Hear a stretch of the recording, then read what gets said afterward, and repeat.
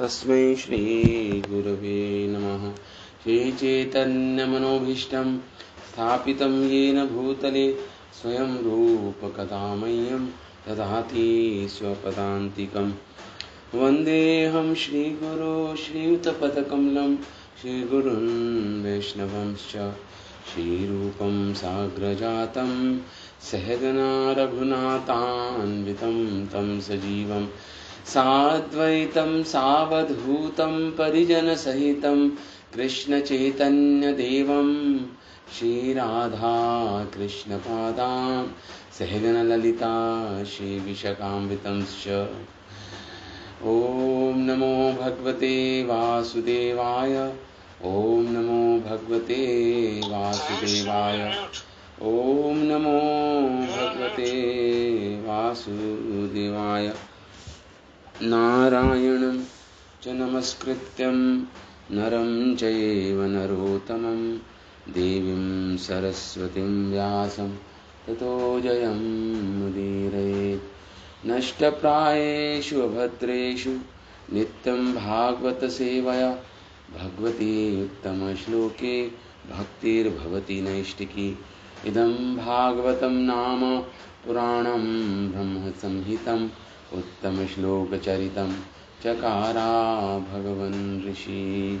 जय श्री कृष्ण चैतन्य प्रभु नित्यानंद श्री अद्वैत गदाधर श्रीवासादि गौरभक्तवृंद।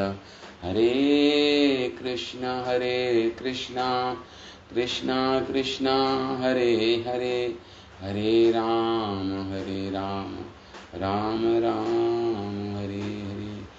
ओम सहना भवतु सहनं भुनक्तु सह वीर्यं करवावहे तेजस्विनावधीतमस्तु मा विद्विषावहे। ओम शांति शांति शांति। ओम। So reading from Srimad Bhagavatam 10वां स्कंद अध्याय 3 भगवान कृष्ण का प्राकट्य। तो हम पढ़ रहे थे कि किस प्रकार देवकी माता भगवान से प्रार्थना कर रही हैं कि आप अपना चतुर्भुज रूप छिपा लीजिए। तो उसके उत्तर में भगवान ने कहा देवकी माता को कि तुम दोनों पिछले 3 जन्मों से मेरी तपस्या कर रहे हो। 3 जन्म पिछले, और मैं 3 बार तुम्हारे पुत्र के रूप में आया।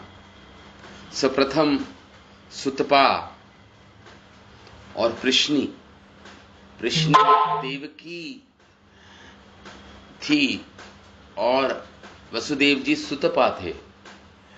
हालांकि जो कृष्णी थी वो देवकी जी का अंश थी और सुतपा वसुदेव जी के अंश थे। पूर्ण देवकी नहीं थी। शाश्वत रूप से देवकी से ही जन्म लेते हैं भगवान। ये तो शाश्वत लीलाएं हैं भगवान की। तो देवकी माता की अंश थी सुतपा कृष्णी, वसुदेव के अंश थे सुतपा। 12,000 देवताओं के वर्ष जितना उन्होंने तप किया और उसके फलस्वरूप जब भगवान प्रकट हुए अपने चतुर्भुज रूप में, तो कृष्ण और सुतपा ने भगवान से भगवान जैसे पुत्र की कामना की। भगवान जैसे पुत्र की कामना की, आप जैसे पुत्र हमें हो। क्योंकि ब्रह्मा जी ने आदेश दिया था प्रजा को बढ़ाना है। अब प्रजा के बढ़ाने के लिए जब सुतपा और कृष्णी ने तपस्या की तो भगवान प्रकट हुए चतुर्भुज रूप में। और फिर कृष्ण और सुतपा ने भगवान से कहा, हे प्रभु, हमें आप जैसा पुत्र चाहिए। और उसके अगले जन्म में यही कृष्णी और सुतपा, यही देवकी और वसुदेव भगवान उपेंद्र के रूप में आए इनके पास। आदित्य के पुत्र उपेंद्र, जो इंद्र के छोटे भाई समझ लीजिए, इंद्र के छोटे भाई, उपेंद्र के रूप में भगवान वामन देव के रूप में आए। वामन अवतार भगवान का हुआ, और माता अदिति और पिता कश्यप मुनि। उस समय भी भगवान चतुर्भुज रूप में ही आए थे सर्वप्रथम। अब ये तीसरा भाग जो है, देवकी और वसुदेव जी के गर्भ से भगवान चतुर्भुज रूप में ही आए हैं, लेकिन इस बार कृष्ण का अंश अवतार नहीं आया, इस बार स्वयं कृष्ण आए हैं। ये इस बार बहुत बड़ा अंतर है कि इस बार भगवान कृष्ण का अंश अवतार, मतलब एक छोटा सा अंश अवतार के रूप में नहीं आए भगवान। इस बार भगवान स्वयं प्रकट हुए हैं, स्वयं रूप स्वयं प्रकट हुए हैं, किसी का अवतार नहीं, स्वयं अवतारी, मतलब अंशी, अंश नहीं अंशी रूप में प्रकट हुए हैं भगवान। हाँ, ये। और इस बार भी भगवान चतुर्भुज रूप में आए हैं, लेकिन ये उनका गौण रूप है। गौण मतलब सेकेंडरी रूप है। प्राइमरी मुख्य रूप तो भगवान का द्विभुज ही है। तो इस बार स्वयं ये समझना पड़ेगा कि इस बार स्वयं भगवान आए हैं, देवकी के उदर से प्राकट्य हुआ है उनका गर्भ से। तो भगवान ने ये सब बताया देवकी माता और वसुदेव जी को। आगे भगवान कह रहे हैं, इसमें हम जीव गोस्वामी की कमेंट्री कल हमने, जीव गोस्वामी इसमें बोलते हैं कि भगवान ईश्वर कृष्णस्तु भगवान स्वयं, भगवान स्वयं आए हैं। प्रश्नी गर्भस्तु ते बुद्धिमानात्मनम भगवान परः। वात्सल्यमयी गोपी गणों, गोपिका गणों की वाणी देवी यही सूचित करती है कि प्रश्नी गर्भ अंश कलाएं हैं भगवान की।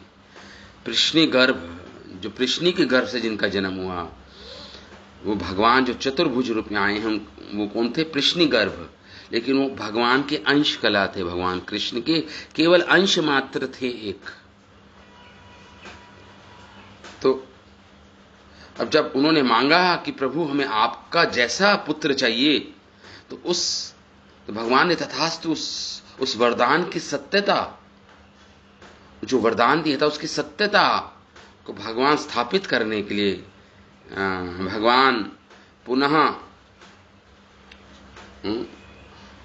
कृष्ण के रूप में, स्वयं कृष्ण के रूप में आए हैं। क्योंकि भगवान ने उस समय कहा था कि मेरे वचन सत्य होते हैं। तो मत भाव ज्ञानम, और भगवान ने ये भी कहा था कि मेरी कृपा के बिना मेरा ज्ञान नहीं हो सकता, संभव नहीं। मेरी कृपा के बिना ये ज्ञान संभव नहीं। हाँ, तो अब भगवान तीन रूपों में भगवान का प्रादुर्भाव हुआ, लेकिन अब स्वयं भगवान कृष्ण आए हैं, स्वयं स्वरूप रूप में आए हैं, लेकिन चतुर्भुज रूप में हैं। वो केवल दिखाने के लिए, स्मरण कराने के लिए देवकी माता और वसुदेव जी को कि देखो मैं ही तुम्हारा पिछले 3 जन्मों का पुत्र हूं, ये तीसरा मेरा भव है तुम्हारे द्वारा, ये स्मरण कराने के लिए। उसके बाद भगवान द्विभुज हो जाएंगे। अब आगे के श्लोकों में द्विभुज हो जाएंगे भगवान। तो अब आगे के श्लोक हम पढ़ते हैं। भगवान ही बोल रहे हैं देवकी माता वसुदेव जी को, युवां पुत्र भावेन ब्रह्म भावेन चास्कृतः चिन्तयन्तो कृष्णेह अहो ये स्थिते मद्गतिम पराम। भगवान और बोले, हे देवकी, युवाम माम, उन दोनों को संबोधित कर रहे हैं, देवकी माता और वसुदेव को। युवाम माम, सुनो तुम दोनों, युवाम, क्या भगवान भगवान कह रहे हैं आप लोग माम पुत्र भावेना संसार माम पुत्र भावेना, क्या कि आप दोनों अब मुझे पुत्र के रूप में भावना करो, मुझे मेरी पुत्र के रूप में भावना करो। भगवान कह रहे हैं मैं तुम्हारा पुत्र ही बन के आया हूं। देव की माता वसुदेव को कह रहे भगवान पुत्र भावना से मुझे स्नेह करो, वात्सल्य भाव से मुझे स्नेह करो। संसार ब्रह्म भावेन चास्कृतः, और क्या भगवान कह रहे हैं और भगवत बुद्धि से मुझे प्रेम करो, मतलब तुम मेरे ऐश्वर्य को जानते हो, मुझे भगवान मान के मुझे प्रेम करो। ब्रह्म भाव, ब्रह्म रूप, पुत्र के रूप में भी और ब्रह्म के रूप में भी भगवान कह रहे हैं मुझे उस भाव से चास्कृतः, बारंबार मेरा चिंतन करो। चिंतयंतो, सकृत मतलब बारंबार, असकृत असकृत तो बारंबार मेरा चिंतन करो। चिंतयंतो भगवान कह रहे हैं और चिंता पिछले 2 भव से तुम ऐसी भावना तुमने भाई है।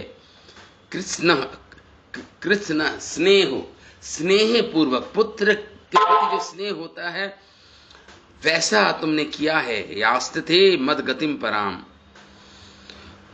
और इस भाव में भी तुम मेरे पुत्र के रूप में ही मेरे प्रति भावना भाओ तो तुम्हें मेरी परम गति प्राप्त होगी, तुम्हें वैकुंठ गमन होगा, भगवत धाम प्राप्त होगा। मद गतिम पराम, तुम्हें परम गति प्राप्त होगी। भगवान ऐसा कह रहे हैं देव की माता और वसुदेव को। आप लोग परम गति को प्राप्त होंगे, मतलब मुझे पुत्र बुद्धि से और भगवत बुद्धि से बारंबार मेरा चिंतन करो, मेरे प्रति पुत्र भावना को धारण करो, मुझे पुत्र मानो अपना, तो उससे युवाम पराम गतिम, आप दोनों की परम गति होगी, आप परम गति को प्राप्त होंगे। इस प्रकार भगवान ये बोले देव की माता और वसुदेव जी से। अब सुखदेव गोस्वामी आगे कहते हैं इति उक्त्वा तुष्णिम आसीत् भगवान आत्ममायया पितरो संपश्यतो सद्यो बभूव प्राकृत शिशु। सुखदेव गोस्वामी बोले परीक्षित, भगवान ने जब ऐसा बोला इति उक्त्वा उतासीत, और भगवान क्या हो गए, तुष्णिम आसीत, भगवान तुष्णिम हो गए, मौन हो गए। भगवान ये कहने के बाद तुष्णिम आसीत, मौन हो गए भगवान। और उसके बाद तत्पश्चात भगवान ने क्या कह रहे हैं, भगवान आत्म माया, भगवान अपनी आध्यात्मिक शक्ति से आत्म माया मतलब अपने स्वरूप शक्ति, अपनी स्पिरिचुअल एनर्जी से भगवान, अपनी योग शक्ति से योग माया से, मतलब योग माया के द्वारा भगवान क्या हुआ, मतलब अपनी स्वेच्छा से भगवान पितरो संपश्यतो सद्यो, और माता देवकी और पिता वसुदेव के देखते देखते क्या हुआ, पितरो संपश्यतो, देख रहे हैं अपने पुत्र को चतुर्भुज रूप में, सद्यो अचानक भगवान बभूभ प्राकृत शिशु, भगवान द्विभुज रूप में प्रकट हो, द्विभुज रूप में आ गए। जैसे कोई प्राकृत शिशु, जैसे कोई भौतिक जब बच्चा पैदा होता है बिल्कुल उसी रूप में, निराकृति के रूप तो है ही, भगवान का शाश्वत रूप ही निराकृति है, यही भगवान का स्वयं रूप है। एक्चुअली यही मुख्य रूप है भगवान का, द्विभुज रूप।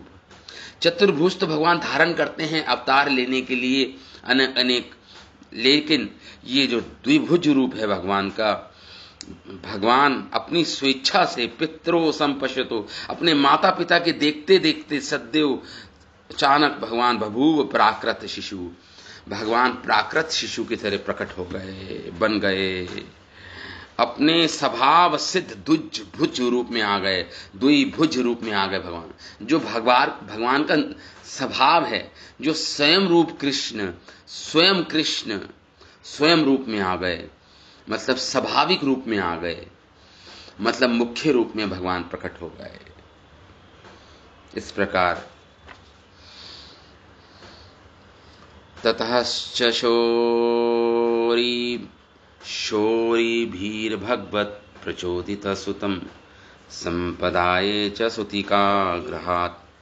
सुखदेव गोस्वामी कह रहे परीक्षित, तथा उसके बाद भगवान, ततः भगवान द्विभुज रूप में आने के बाद, ततः भगवत प्रचोदितः, भगवान ने जो आदेश दिया था, आदेश थे, जो भगवान का आदेश था कि तुम मुझे पुत्र रूप में भाओ, ब्रह्म रूप में मुझे भाना, मुझे पुत्र रूप में स्नेह करना। भगवान का यह आदेश प्राप्त करके भगवान जब द्विभुज रूप में आए, सह शौरी, वो सह मतलब वो परम भाग्यवान वसुदेव, शौरी मतलब वसुदेव, सुतम संपदाये, सुत मतलब देवकी नंदन, भगवान कृष्ण को, अपने सुत को, समादाय, सावधानी से उन्होंने अपने गोद में ले लिया। द्विभुज रूप में भगवान को समादाय, समादाय मतलब अपने गोद में भर लिया भगवान को उन्होंने। सूतिका ग्रहात, और वो सूतिका ग्रह मतलब जहां पे संसार हरे कृष्ण प्रभु जी। हरे कृष्ण। एक्चुअली मैं ऑनलाइन क्लास ले रहा हूँ भागवत की, तो आप आ जाइएगा जब आना हो। हाँ ठीक है सर, लेकिन मेरे को उधर से कुछ मैसेज आया था, आपने कुछ मना कर दिया है? नहीं, मैं बताता हूँ आपको, अभी बताता हूँ। क्या हुआ सर? नहीं, मना नहीं किया मैंने, बताता हूँ मैं आपको। अच्छा, हरे कृष्ण।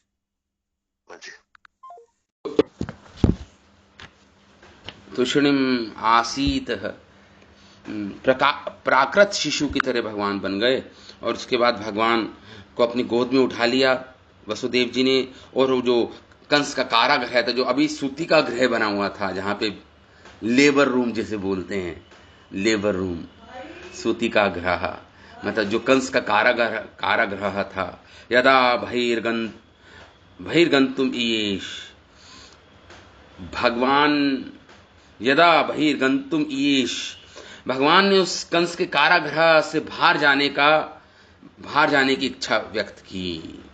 बाहर जाने की इच्छा, बहिर्गंतुम ईश। अब भगवान ने इच्छा की, वसुदेव ने इच्छा की, अब जैसा आदेश था भगवान का कि मुझे यशोदा गोकुल में जाना, और मुझे जो यशोदा मैया के मुझे वहां पे रख देना, और जो पुत्री पैदा हुई है यशोदा मैया से, वो उसको यहाँ पे ले आना। भगवान का ये सब आदेश था वसुदेव जी को। तो जैसे ही भगवान को गोदी में लिया, अब ये इच्छा वसुदेव जी की कि बाहर जाना है मुझे, अब ये इच्छा की तरह ही जैसी इच्छा हुई, और जैसे ही भगवान को गोदी में उठाया, ये इच्छा की कि मुझे बाहर जाना है इस कारागृह से, भगवान की आज्ञा का पालन करना है। य अजा योग माया, उसी समय जब ये इच्छा हुई, उधर योग माया ने जन्म ले लिया यशोदा मैया से। भागवत कहती है एक साथ जन्म हुआ दोनों का। उधर यशोदा जी से योग माया का जन्म हुआ पुत्री के रूप में, और इधर भगवान का आविर्भाव हुआ देवकी के गर्भ से। दोनों एक साथ हुआ, ऐसा भागवत कहती है। लेकिन हरिवंश पुराण कहता है नहीं, पहले भगवान का जन्म हुआ, फिर योग माया का जन्म हुआ। तो थोड़ा हमारे आचार्य भागवत तो कहते हैं दोनों को एक साथ प्रसव हुआ। प्रसव मतलब दोनों का एक साथ जन्म हुआ, भगवान का और योग माया का। तो अतः उसी समय जब तो सूतिकाग्रह यदा बहिर्गंतुम हयेश, जब इच्छा हुई तरही या अजा योग माया ने जन्म लिया। योग माया नंद जाया अजनी, नंद की जाया मतलब पत्नी यशोदा मैया ने जन्म दिया एक योग माया, एक लड़की को। अथा तया इह प्रत्यसर्वं वृतिषु, और जब योग माया प्रकट हुई, उस योग माया के द्वारा क्या हुआ,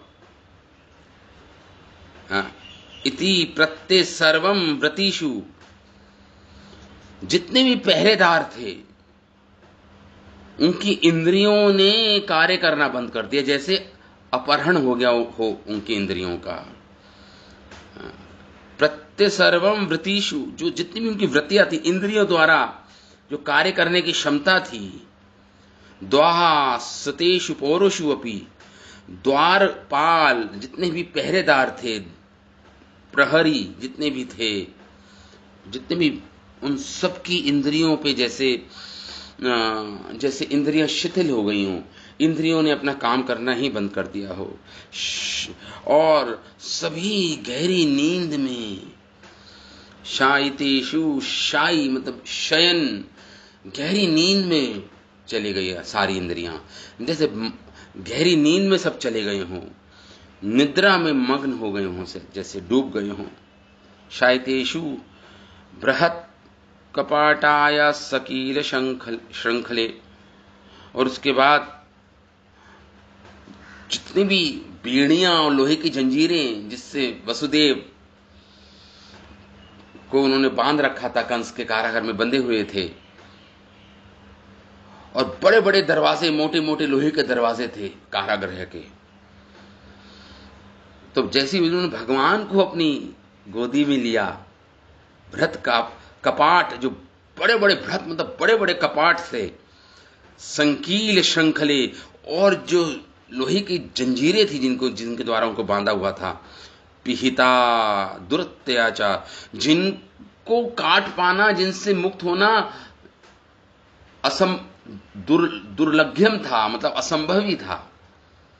सर्वतः सर्व द्वारा कृष्णा वहे, जैसी भगवान को गोदी में लिया, कृष्णा वहे, भगवान को गोदी में लिया वसुदेव ने, उनकी सारी जो सोने जो लोहे की बेड़ियां थी वो टूट गई, श्रृंखलाएं टूट गई, कपाट, मोटे मोटे लोहे के कपाट अपने आप खुल गए। सर्व द्वार, सारे द्वार अपने आप खुल गए। वसुदेव आगते यथा तमह रचे, उस प्रकार खुल गए, उस प्रकार बेड़ियां टूट गई, जिस प्रकार सूर्य के उदय होने से अंधकार दूर होता है, उसी प्रकार भगवान को गोदी में लेने से वसुदेव जी की सारी लोहे की श्रृंखलाएं, बेड़ियां टूट गई, और बड़े बड़े द्वार जो लोहे के थे कपाट खुल गए। हमारे आचार्यगण कहते हैं, जिन्होंने भगवान को धारण कर लिया अपने जीवन में, जो अज्ञान, दुख, कलेश, त्रिताप रूपी बड़े बड़े बेड़ियां, बड़े बड़े दरवाजे जिसमें बंद है वो जीव, वो खुल जाते हैं जब भगवान को हम स्वीकार कर लेते हैं, भगवान को अपनी गोदी में धारण कर लेते हैं, मतलब भगवान को समर्पित करते हैं अपना जीवन भगवान की सेवा में। तो हमारे जीवन में भी यही होता है, हमारे जीवन में भी यही होता है। अपने कर्मों के द्वारा जो हम बंधे हुए हैं संसार में, हम कर्म मुक्त हो जाते हैं, कर्म बंधन से मुक्त हो जाते हैं। तो यही बोल रहे, सर्व द्वारा कृष्णा वहे वासुदेव आगते, और वासुदेव जी के जैसे सूर्य उदय होता है वैसे हुआ। स्वयं विवरंतः, और स्वयं विवरंता, सारे दुख कलेश सारी बाधाएं स्वतः मिट जाती हैं किसी के जीवन में। स्वयं विवरणतः उपांशु गर्जितः, और उस समय बादलों की गर्जना हो रही थी। जब कपाट खुले तो बादलों की गर्जना हो रही थी। बादल मंद मंद रूप में गर्जना कर रहे थे बादल। पर्जन्य बारिश हो रही थी, पर बादलों से बारिश हो रही थी। ववर्षः बरसने लगे। शेषः फणो वारि निवारयन्, और जब और भार भगवान अनंत शेष अपने हजारों फणों को उठाकर वारि निवारयन्, भगवान के ऊपर छतरी के रूप में जब वसुदेव जी बाहर निकले कारागृह से, तो बहुत वर्षा हो रही थी। भगवान के ऊपर अनंत शेष जी हजारों अपने फणों को लेकर भगवान की छतरी बन गए, छतरी बने भगवान की, और भगवान की वर्षा से भगवान का बचाव कर रहे हैं। अन्वगात, और जहां जहां वसुदेव जा रहे थे उनके पीछे पीछे अनंत शेष भगवान अपने हजारों फणों को भगवान के ऊपर छतरी के रूप में धारण किए हुए पीछे पीछे वसुदेव जी के चलने लगे। ये हुआ। तया द्वारस्तु सर्वा पिहिता दुरत्या भ्रत कपाट, कील, सारी जो कीलें जिससे ठोकी गई थी, जिससे सारी लोहे की श्रृंखला थी, वो सब टूट गई। तहा कृष्णा वहे वासुदेव आगति, वो कब हुआ? जैसे कृष्ण को गोदी में लिया। जिन भगवान को लेने से स्वयं विरणता, शुभदेव गोस्वामी कह रहे हैं, सारे दुख कलेश चले जाते हैं, स्वयं सारी बाधाएं मिट जाती हैं। जिस प्रकार तमो रवे, तमोगुण नष्ट हो जाता है, जैसी रवि, जैसे सूर्योदय होते हैं, जैसे ही वर्षा पर्जन्य है, और पर्जन्य बादलों से वर्षा हो रही थी। उपांशु गर्जिता, मंद मंद गर्जना हो रही थी बादलों से। शेषो अन्वगात, वहीं पे भगवान शेष, अनंत शेष आ गए। और वारी निवारयन, भगवान को वर्षा से निवारण मतलब रक्षा करने के लिए फणे, अपने फणों को फैला लिया अनंत शेष भगवान ने। तो यहाँ पे श्रीधर स्वामी लिखते हैं, यदि देवकी जी प्रश्न करे कि आप हम पर एक बार प्रसन्न हो गए, फिर हम दोनों को पुनः क्यों आप जन्म क्यों हुआ आपका, हम दोनों का पुनः जन्म क्यों हुआ? जब पहले प्रश्नी गर्भ के रूप में आप प्रकट हुए, आप हमसे प्रसन्न हो गए हमारी तपस्या से। 12,000 दिव्य वर्ष तक हमने तपस्या की देवताओं की, आप हमसे प्रसन्न हो गए, आप और तो पुनः फिर हमारा जन्म क्यों हुआ प्रभु? ये पूछ रहे हैं, मानो पूछे देवकी। इसके उत्तर में भगवान कहते हैं कि साक्षात कृष्ण रूप पुत्र भाव का अनुभव कर लेने पर आगे पुनर्जन्म नहीं होता। इसी आशय से भगवान कहते हैं युवाम माम। अब कृष्ण के रूप में मुझे जब तुम पुत्र के रूप में भाओगी, स्नेह करोगी, तो फिर तुम्हारा पुनः जन्म नहीं होगा। भगवान ने जैसे ये उत्तर दें, यदि तुम कंस से भयभीत हो तो मुझे गोकुल में ले जाओ तथा मेरी माया जो यशोदा की कन्या रूप में जन्मी है उसे ले आओ। ये भगवान का आदेश था। ऐसा भगवान ने पहले ही वसुदेव को आदेश दिया था। उनके द्वारा जिन द्वारपाल और पूर्ववासियों के विषय प्रतीति कराने वाली इंद्रियां हर ली गई थी भगवान की योग माया शक्ति से। सारे पहरेदारों की और पूर्ववासियों की इंद्रियां हर ली गई और वो सब गहरी नींद में चले गए। तो ये हमारे आचार्यगण लिखते हैं। विश्वनाथ चक्रवर्ती ठाकुर लिखते हैं कि यद्यपि देवकी वसुदेव श्री कृष्ण के माता पिता हैं, वासुदेव कह रहे हैं भगवान ने उनके नित्य सिद्धत्व को छुपाकर उनके प्रेम को बढ़ाने के लिए, दोनों नित्य सिद्ध हैं, देवकी माता और वसुदेव दोनों नित्य सिद्ध, मतलब जो कभी माया के संपर्क में आए नहीं, दोनों नित्य सिद्ध हैं देवकी माता और वसुदेव। लेकिन भगवान छुपा रहे हैं उनके नित्य सिद्धत्व को छुपाकर उनके प्रेम को बढ़ाने के लिए, उनके साधक के रूप में ही भगवान ने उनको प्रसिद्ध किया। दोनों नित्य सिद्ध हैं, उनको साधना की आवश्यकता नहीं है, स्वतः सिद्ध हैं, जो माया के कभी संपर्क में नहीं आए, उनको बोलते हैं नित्य सिद्ध।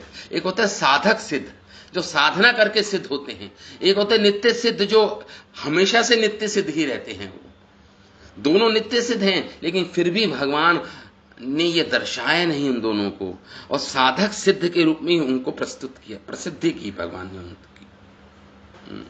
और तुम्हें सिद्धि प्राप्त होगी, प्रतिज्ञा सुनाकर उन्हें आनंदित किया। युवाम वस्तुतः इसका अर्थ है आज मेरी प्रथम गति गोकुल में होनी है, इसे सुन तुम समझो। 11 वर्ष बीतने पर यह गति पुनः मथुरा के प्रति होगी। भगवान कह रहे हैं देखिए आज मुझे गोकुल ले जाना वसुदेव जी, और उसके 11 वर्ष बाद मैं मथुरा जाऊंगा, वृंदावन छोड़ के। 11 वर्ष का जब मैं होऊंगा तो मैं मथुरा चला जाऊंगा। उसके बाद तुम दोनों मेरी गति को प्राप्त होंगे। उसके बाद मैं द्वारका चला जाऊंगा। उस समय तुम दोनों मथुरा में भी, और मथुरा के में मेरे साथ तुम द्वारका जाओगे, और मेरे माता पिता के रूप में द्वारका में मेरे साथ रहोगे। लेकिन इस समय तो मेरा तुम लोगों से वियोग ही होगा, तुमसे बिछड़ना ही है मुझे, यही लीला करनी है। इस समय मेरा वियोग होगा तुमसे, मुझे बिछड़ना पड़ेगा तुम्हें, तुम मुझे गोकुल ले जाओ। गोकुल में मैं 11 वर्ष तक, भगवान ने पहले बताया 11 वर्ष तक रहूंगा। उसके बाद मैं तुम्हें मथुरा में आके तुम्हारे दर्शन करूंगा, और फिर मथुरा से तुम दोनों मेरे साथ फिर द्वारका जाओगे। लेकिन अभी के लिए हमारा बिछड़ना होगा, भगवान ने कहा है यहाँ पे। कृष्ण की इच्छा का नाम आत्म माया कहलाता। भगवान आत्म माया, ये भगवान स्वेच्छा से हो रहा है, भगवान ये महामाया से नहीं हो रहा, ये भगवान की योग शक्ति है, या ये योग माया शक्ति है। यही इस शक्ति का स्वभाव है। श्री कृष्ण निज इच्छा रूप आत्मा माया से स्वरूपभूत बालक हो गए।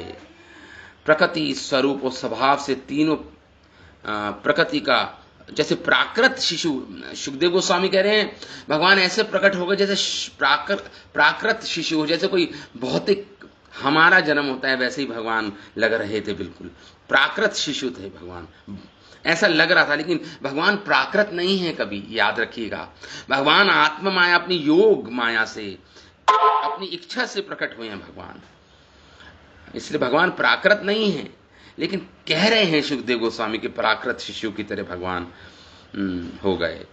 भगवान ने वसुदेव को आदेश दिया, यदि तुम्हें डर लगता है तो मुझे गोकुल ले जाओ, तथा यशोदा से उत्पन्न होने वाली उस कन्या को, जो मेरी माया ही है, ले आओ।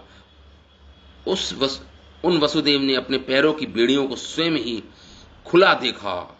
जब बाहर जाना चाहा, उस समय योग माया, जो नंद पत्नी यशोदा को निमित्त बनाकर योग माया उत्पन्न हुई। जैसा कि हरिवंश पुराण में कहा गया है, गर्भकाल के संपूर्ण न होने पे भी, अभी पूरा गर्भकाल नहीं हुआ था देवकी माता का, और ना ही यशोदा मैया का, अभी 9 महीने नहीं हुए थे, अभी 8वां महीना था।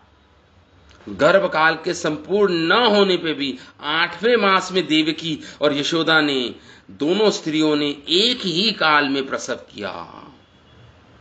9 महीने में नहीं, 8 महीने में, 8वें महीने में ही प्रसव क्रिया हुई देवकी माता की, और उधर गोकुल में यशोदा मैया की 8वें महीने में भगवान समकाल, देवकी और यशोदा ने एक काल में प्रसव हुआ। जब ये भागवत के अनुसार है, लेकिन जो हरिवंश पुराण है वह बोलता है कि देवकी एक काल में प्रसव, जबकि भागवत के अनुसार, अच्छा हरिवंश पुराण के भागवत के अनुसार देवकी के प्रसव काल के बाद यशोदा का, भागवत के अनुसार यशोदा का प्रसव बाद में हुआ, सॉरी, हरिवंश पुराण में एक साथ हुआ, हरिवंश पुराण में। लेकिन भागवत कहती है, भागवत के वचन से प्रकट होता है कि एक, जबकि भागवत के अनुसार देवकी के प्रसव काल के बाद यशोदा का प्रसव हुआ। भगवान, इसलिए भगवान, वो जो योग माया को भगवान की अनुजा बोला, अनुजा, भगवान की छोटी बहन बोला गया उस समय। अभी आगे आएगा वो श्लोक, जब भगवान को, जब योग माया को जब कंस के हाथ से उड़ जाएगी वो आकाश में, उस समय अनुजा करके संबोधित किया जाएगा सुखदेव गोस्वामी। अनुजा मतलब, इसका मतलब ये हुआ कि जो योग माया है भगवान की छोटी बहन है, मतलब भगवान के आविर्भाव के बाद उनका प्रसव हुआ यशोदा मैया का। योग माया ने बाद में प्रकट हुई, योग माया।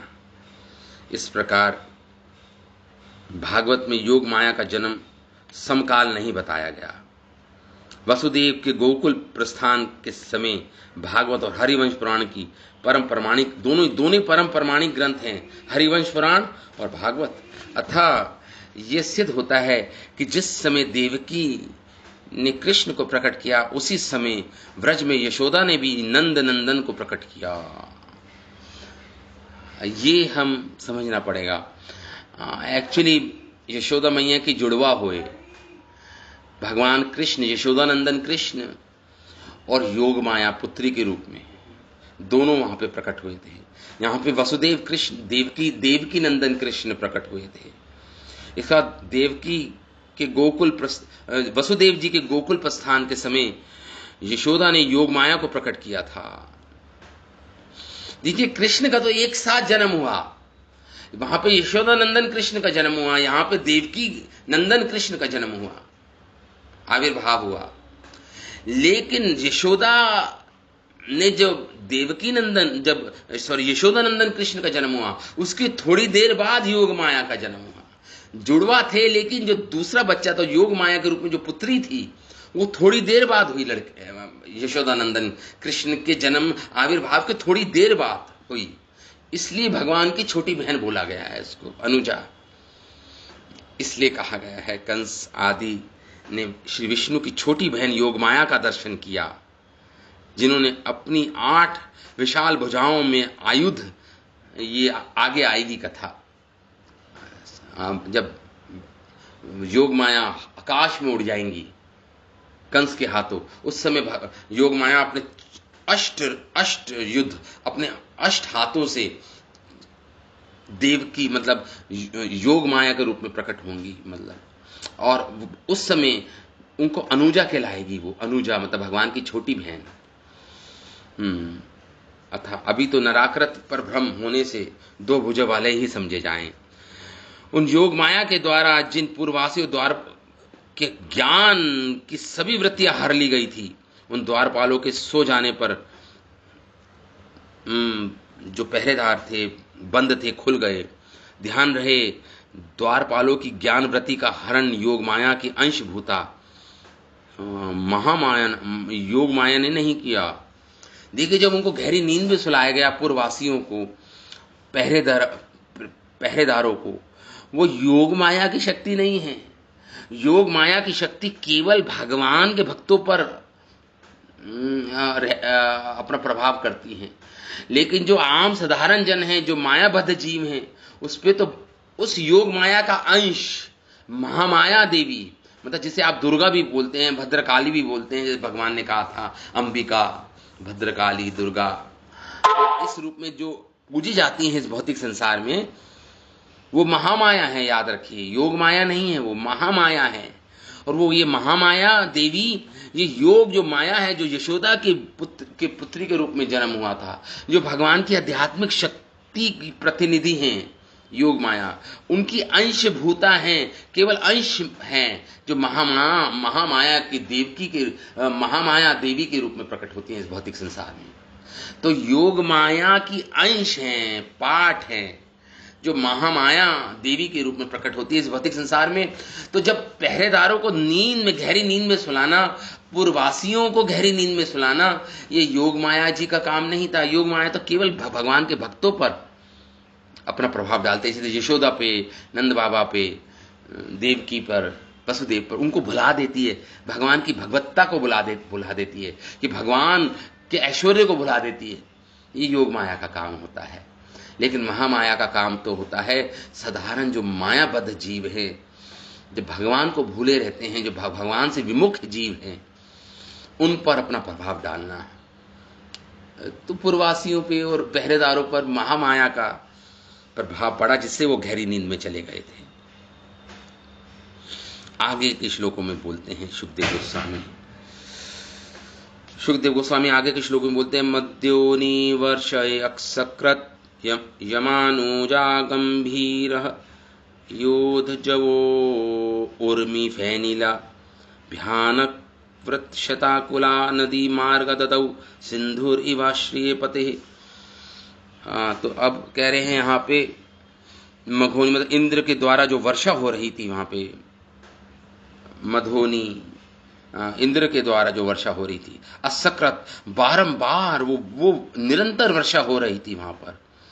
वर्षति मतलब वृष्टि मतलब वर्षा, गंभीर तोया जवोर्मी फैनीला, इसके कारण जमुना जी में इतना पानी का उफान आ रहा था, और इतना फैन मतलब झाग उठ रहे थे जमुना जी में, और भंवर उत्पन्न हो रहे थे जमुना जी में। इतनी वर्षा हो रही थी, जमुना जी का पानी बिल्कुल स्तर से ऊपर हो गया था, बहुत ज्यादा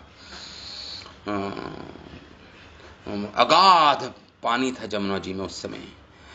भयानक आवृत शताकुलः, और जैसे मान लो जमुना जी में सैकड़ों जो भंवर होते हैं, भंवर मतलब जो साइक्लोन होते हैं, जो भंवर होते हैं, वो उठ रहे थे, व्याप्त थे। भयानक आवृत शतकुला, नदी बहुत तेजी से प्रवाह था गंगा जी और जमुना जी के जल का। यमुनानुजा, यमुना ने, श्रीपते, जिस प्रकार भगवान राम को जब समुद्र ने रास्ता दिया था भगवान राम को लंका जाने के लिए, कह रहे हैं श्रीपते मतलब भगवान, श्रीपते मतलब भगवान राम, सिंधु रिवा, जिस प्रकार सिंधु ने रास्ता दिया था भगवान को, मार्ग ददौ, उसी प्रकार जमुना जी ने वसुदेव को रास्ता दिया, मार्ग प्रदान किया वसुदेव जी को, मार्ग ददौ प्रदान किया। शौरी नंद व्रज उपेत्य, उस मार्ग पर चलकर शौरी वसुदेव जी नंद ब्रज पहुंच गए। नंद ब्रज में उपेत्य मतलब उपस्थित हो गए, नंद गोकुल में उपस्थित हो गए, नंद बाबा के घर। और रास्ता किसने बताया? ये सब योग माया का काम है। योग माया भक्तों पे, मैंने कहा भक्तों तो जो रास्ता बताया नंद बाबा के घर का, ये योग माया ने मार्गदर्शन किया वसुदेव जी का, और वहां पे उपस्थित हो गए। निद्रा प्रसुप्ताम उपलब्धे, और निद्रा में थे सब, यशोदा मैया भी निद्रा में थी। ये योग माया का काम है, मैंने बताया ना भक्तों पे असर करती है योग माया। निद्रा प्रसुप्तान उपलब्धे, गाढ़ अचेतन निद्रावस्था में थी यशोदा मैया और सारे। यशोदा शयने, तो यशोदा मैया शयन कर शैया पे थी।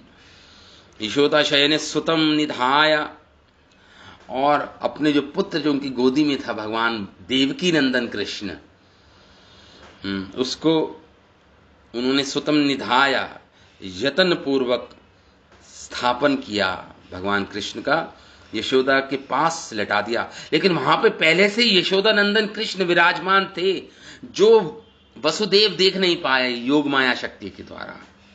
वसुदेव यशोदा नंदन कृष्ण के दर्शन नहीं कर पाए, उनको तो केवल एक लड़की दिखी योग माया के रूप में। तो जब उन्होंने देवकी नंदन कृष्ण को रखा, तो वहां पे पहले ही यशोदा नंदन कृष्ण विराजमान थे। अब जब उन्होंने रखा शैया पर, तो दोनों एक हो गए, देवकी नंदन कृष्ण और यशोदा नंदन कृष्ण दोनों एक ही हो गए, दोनों एक हो गए।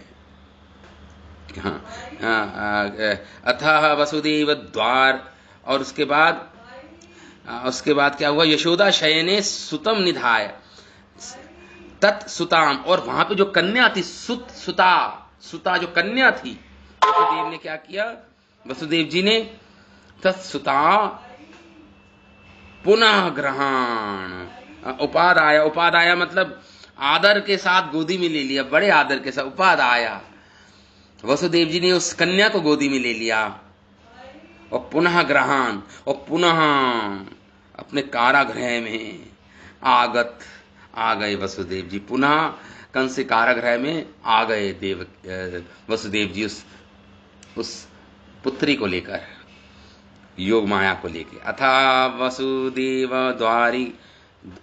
दारिकाम, अब जैसे ही आए, जब आगमन हो गया वसुदेव जी का कारागृह में पुनः वसुदेव जी का, तो दारिकाम जो यशोदा मैया हैं जिन्होंने उस कन्या को जन्म दिया था, दारिकाम यशोदा मैया, देवक्या शने, वो जो पुत्री लाए थे वो देवकी की गोद में रख दे दी, वसुदेव ने देवकी की गोद में रख दिया उसको, देवकी की गोद में रख दिया उस लड़की को, उस पुत्री को, और फिर उसके बाद अपने चरणों में जो बेड़ियां हैं, दरवाजे अपने आप बंद हो गए, बेड़ियां जो थी अपने आप को खुद ही बांध लिया वसुदेव जी ने, आबद्ध आस्ते, पूर्वत जैसे पहले बंधे हुए थे, आवृत पुनः उसी तरह अपने आप को बांध लिया वसुदेव जी ने लोहे की बेड़ियों से, तो आस्ते बंध गए। परिश्रांता निद्रया अपगत स्मृति, परिश्रांता, वो जो देवकी थी वो अति सुकुमारी जो थी, प्रसव क्रिया के कारण बहुत थक गई थी, इसलिए गहरी नींद में थी, परिश्रम के बाद निद्रा, योग निद्रा में थी। मैंने बताया योग निद्रा है ये नित्य सिद्ध हैं यशोदा मैया वसुदेव, इन पे महामाया नहीं अपना प्रभाव डालती। मैं दोबारा बता रहा हूं, योग माया के प्रभाव से दोनों योग निद्रा में थी, अपगत स्मृति, और उनको कोई ज्ञान नहीं था यशोदा मैया को, कौन लड़के ने जन्म लिया है, लड़की ने जन्म लिया है, पुत्र ने या पुत्री ने, कुछ पता नहीं था यशोदा मैया को। यशोदा चा परम जातम, बस इतना पता है यशोदा मैया को कि किसी शिशु ने जन्म लिया है, मैंने जन्म दिया है किसी शिशु को, और कुछ नहीं पता यशोदा मैया को।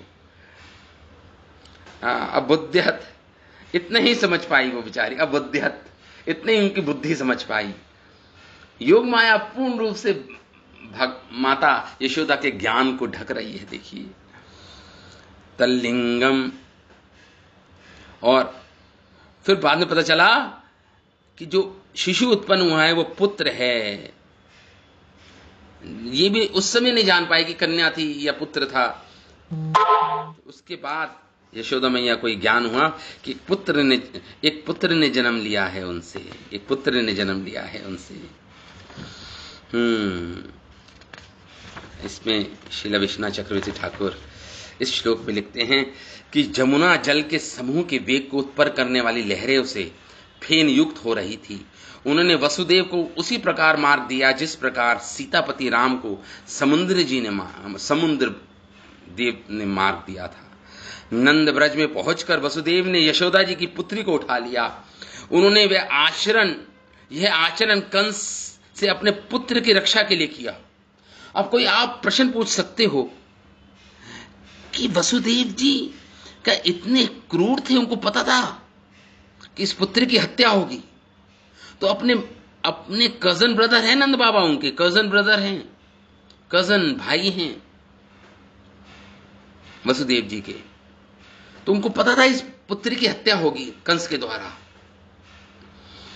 तो क्या वो इतने निष्ठुर थे, क्या वो इतने स्वार्थी थे कि अपने पुत्र की रक्षा करने के लिए अपने कजन ब्रदर नंद बाबा के पुत्री की हत्या के लिए आतुर हो गए? वो क्या ये अन्याय नहीं था?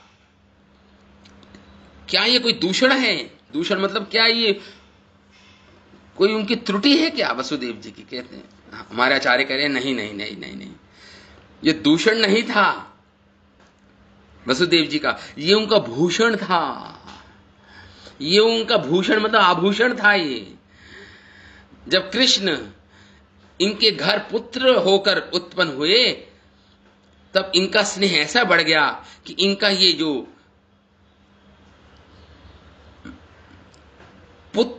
मित्र की जो पुत्री का वत का जो विवेक था वो चला गया। भगवान कृष्ण के प्रति पुत्र भाव ऐसा प्रगाढ़ हो गया वसुदेव जी के अंदर कि उनकी पुत्री, उनके मित्र मतलब कजन ब्रदर, मतलब नंद बाबा की पुत्री का वध करना, वो अधर्म, वो जो विवेक था उनका वो दूर हो गया। वो विवेक अब वो समझ रहे हैं कि भगवान का आदेश है, ये भगवान के आदेश से कर रहे हैं, अपनी मर्जी से नहीं कर रहे हैं वसुदेव। उन्होंने पैरों से बेड़ियों को बांधा और बंदी बनकर विराजमान हो गए। नंद पत्नी यशोदा ने केवल ये जाना कि मेरी कोई संतान उत्पन्न हुई है, परंतु जन्म लेने वाले बालक के चिन्ह को कि वह पुत्र है या पुत्री नहीं जाना। इसी कारण अति सुकुमारी होने के कारण प्रसव जनने से थक गई थी। प्रसव से थकी हुई यशोदा मैया प्रसव के बाद आनंद में जब श्रम की शांति हुई, तब निद्रा से उनकी स्मृति भी दूर हो गई। इस श्लोक में आता है इस प्रकार, वसुदेव ने अपने गर्भ से उत्पन्न संतान को सर्वोत्कृष्ट परम उसी प्रकार नंद पत्नी ने भी समझा। श्री कृष्ण के द्वारा ही उन दोनों को कृष्ण माधुर्य शक्ति दी गई, जिससे उन दोनों ने कृष्ण के स्वरूप भूत आनंद का अनुभव प्राप्त कर लिया। फिर यशोदा ने कृष्ण के पुल्लिंग परमेश्वर की तरह नहीं जाना। ये देवकी और यशोदा में भेद है। यदि कोई संदेह करे कि यशोदा का यश प्रसिद्ध नहीं है, कि कृष्ण उनके गर्भ से उत्पन्न हुए थे, कि यशोदा के गर्भ से उत्पन्न हुए थे, इसके उत्तर में कहते हैं श्री कृष्ण यशोदा के पुत्र हैं। वे सखी भाव से देवकी को यश प्रदान करने वाली है यशोदा मैया। देखिए देवकी जो ये शब्द है ना यशोदा, ये एक्चुअली जो यशोदा मैया उनका एक और नाम है, वो है देवकी। ये भी हमारे शास्त्र बोलते हैं, आदि पुराण में आता है कि कृष्ण यशोदा गर्भ से उत्पन्न हुए। नंद भार्या के दो नाम हैं, नंद जो यशोदा मैया इनके दो नाम हैं, ऐसा आदि पुराण में आता है। एक तो यशोदा और दूसरा देवकी। एक यशोदा और यशोदा का ही नाम देवकी भी है, एक और आदि पुराण में इस प्रकार आता है। यह है व्याख्यान और भी जगह वैष्णव तोषणी, आनंद वृंदावन चंपू, अनेक ग्रंथों में आता है ऐसा। देवकी ने उन्हें पुत्र और परमेश्वर दोनों ही रूप में जाना। देवकी नाम देवकी नंदन का मुख्य अर्थ है यशोदा नंदन ही है। जब देवकी नंदन बात हो रही है तो वो यशोदा नंदन ही समझिए आप। परंतु देवकी से मित्रता के कारण यशोदा देवकी नंदन कहने पर बुरा नहीं मानती, क्योंकि देवकी और यशोदा में इतनी गहन मित्रता है कि जब यशोदा नंदन भगवान कृष्ण को कोई देवकी नंदन कहलाता तो माता यशोदा को बुरा नहीं लगता था, उसमें इतनी गहरी मित्रता थी। तो इस प्रकार हमारे जीव गोस्वामी का जो तात्पर्य है बहुत ही इंटरेस्टिंग है। जीव गोस्वामी क्या लिख रहे हैं? हमारे आचार्य लिखते हैं, इंद्र स्वयं सेवार्थ वर्षा कर रहा था, फिर भी माया से मोहित होने के कारण मनुष्यों ने इंद्र को नहीं देखा। उस इंद्र ने इसलिए वृष्टि की, बारिश क्यों कर रहा था इंद्र? कि कोई दूसरा व्यक्ति वसुदेव आदि को ना पहचान पाए। इंद्र वर्षा क्यों कर रहा था? इंद्र वर्षा क्यों कर रहे थे? ताकि वसुदेव को कोई देख ना पाए। श्री जमुना जी का जल और भूमि की एकता स्थापित कर उन वसुदेव को शीघ्र ही जमुना प्रभा तक पहुंचाने का कारण बनी वो मूसलाधार जब वर्षा हो रही थी, कोई नहीं देख पाया तो तुरंत पहुंच गए जमुना जी के किनारे वसुदेव जी। इंद्र बार बार वर्षा करता रहा। इसका कारण था वसुदेव के हृदय में जो कलेश तो वसुदेव जी के हृदय में जो कलेश और शंका उत्पन्न हो रही थी, उसे इंद्र बीच बीच में काट देता था। वह तो निर्जन प्रदेश है, किसी ने मुझे देखा नहीं, ऐसा समझना चाहिए। कोई देख, वसुदेव जी को ये शंका हो रही थी, कोई देख ना ले, कोई पूर्ववासी या कोई पहरेदार ना देख ले। वसुदेव जी उस चिंता को हटाने के लिए इंद्र जी बार बार वर्षा कर रहे थे। इंद्र, ये सेवा थी भगवान की। जमुना जी को जमुनानुजा कहा है। उस समय उनकी परम भीषणता दिखाने के अभिप्राय से बोला है। इसी भीषणता को प्रकट कर रहे हैं यहाँ पे। महा उर्मी फेनीला, बहुत उफान आ रहा था और फेन बुदबुदे से संबोधित है।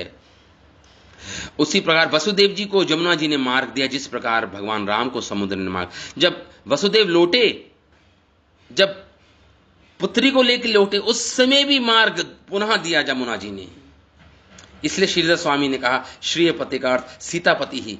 विष्णु पुराण में भी कहा गया है कि जो जमुना अति अति अति गंभीर एवं अनेक प्रकार के सैकड़ों भंवरों से आवृत थी, उसे विष्णु को ले जाते समय वसुदेव ने महामात जल वाली, मतलब जंगा तक, जब वसुदेव ने जब पार किया है जमुना जी को, तो जमुना जी का पानी केवल वसुदेव जी की जंगा तक ही आ रहा था, आराम से पार कर गए। वसुदेव नंद के ब्रज के पास पहुंचे गए, फिर भी मार्ग इत्यादि को ना जानने पर देव ने ही उनकी सहायता की, ये योग माया ने उनकी सहायता की। यहां भी द्वार बंधनों का खुल जाना, यशोदा मैया का जो प्रसूति गृह है उनके द्वार खुल गए थे, नंद आल्य खुल गया था, दरवाजे खुल गए थे स्वतः। पूर्वत वसुदेव ने तब यशोदा के समीप अपनी शिशु अथवा कहीं पाठ है सुत की गूढ़ विधि की तरह से चुपचाप रखा। सिंधु कहने का तात्पर्य है, शिशु कहने का तात्पर्य है, उस समय कृष्ण का शिशु अवस्था का माधुर्य प्रकट हो रहा था। भगवान उस समय शिशु अवस्था के थे, तो उस समय शिशु का माधुर्य प्रकट कर रहे थे भगवान।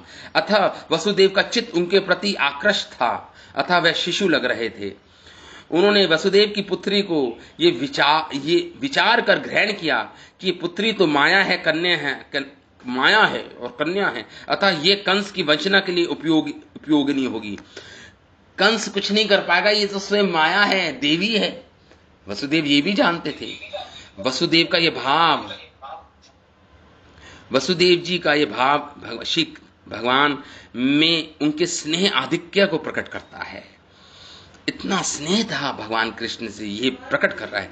इसलिए उस कन्या को माया समझकर उठा लिया। यद्यपि वह कन्या मित्र पुत्री रूप में प्रतीत हो रही थी, फिर भी कंस इसका वध कर सकता है, इस दोष की उन्होंने परवाह नहीं की। वसुदेव ने इस दोष की परवाह नहीं की। वे जानते थे कि कंस माया को नहीं जीत सकता, वह जानते थे, इसलिए उन्होंने वो आशंका प्रकट नहीं की, क्योंकि इस माया को कुछ जीत नहीं सकता कंस। वह अपने घर को लौट गए। इस प्रकार उन्होंने देवकी की शैया पर बालिका को लेटाया। तो इससे प्रतीत होता था कि कहीं देवकी को महान शोक और वृद्धि ना हो जाए, इसलिए बालिका को अनादर पूर्वक शैया पर रखा, इस देवकी की गोदी में नहीं सौंपा, और वह पहले की तरह इस तरह आदि के भीतर बंद होकर बैठ गई। यशोदा के कहने का तात्पर्य है ऐसे पुत्र को उत्पन्न कर जिन्होंने नंद और ब्रज की कीर्ति का विस्तार किया, तथा नंद पत्नी कहने का तात्पर्य है कि जिन नंद बाबा ने कृष्ण जैसे पुत्र को उत्पन्न कर जगत को आनंदित कर दिया, वे नंद, इसलिए नंद कहलाते हैं। जो आनंद देने वाले हैं वो नंद, जो भगवान की कीर्ति फैलाने वाली हैं वो यशोदा, यश फैलाने वाली, वे नंद कहलाए। तो स्वयं भी आनंदित हुए। उनकी पत्नी यशोदा भी जगत को आनंद देने वाली। ऐसी यशोदा श्री नंद बाबा की पत्नी है, वह यश विस्तार करने वाली है। इसी तरह तो जीव गोस्वामी इस प्रकार लिख रहे हैं। उस समय तो हमने आपकी तो पढ़ी लिया। तो हमारा ये जो अध्याय है, तीसरा अध्याय आज पूर्ण हुआ। इसमें अभी तक पुत्री को देवकी जी के पास या गोदी में, या जीव गोस्वामी तो कहते हैं नीचे रखा। एनी हाउ, तो आगे हम पढ़ेंगे। अब कंस का प्रवेश होगा कारागृह में। कंस के कारागृह में कंस आएगा, ये हम, और फिर योग माया की क्या भविष्यवाणी होगी, योग माया क्या बोलेगी कंस को, ये हम चतुर्थ अध्याय में, चौथे अध्याय में पढ़ेंगे। तो ठीक है, आज विराम देते हैं इस कथा को यहीं पर। श्रीमद् भागवत ग्रंथ की जय, श्रील वेद व्यास मुनि की जय।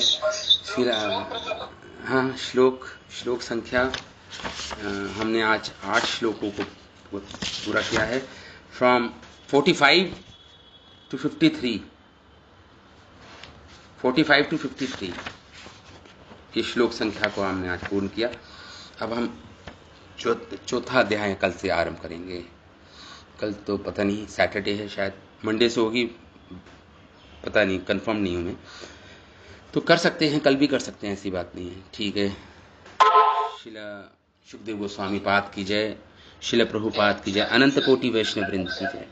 निताय गौर प्रेमानंद। हरे कृष्ण हरे कृष्ण।